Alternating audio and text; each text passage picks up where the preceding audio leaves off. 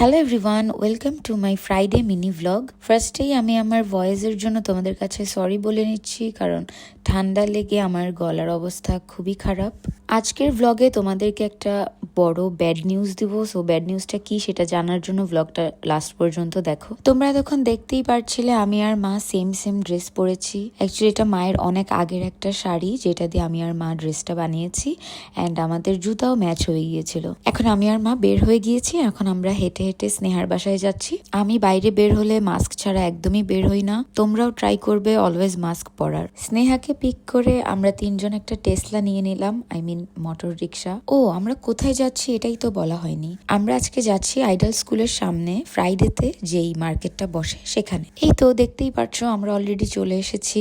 এসে দেখি এখানে অনেক রকমের দোকান, অনেক কিছু পাওয়া যাচ্ছে। হ্যাঁ, আমি অনেক মানুষের ভিডিও দেখেছি, ওরা এসে বলেছে যে এখানে নাকি অনেক কম দামে জিনিসপত্র পাওয়া যায়। এটা আসলে ঠিক না, এখানে কম দামে জিনিস পাওয়া যায় না।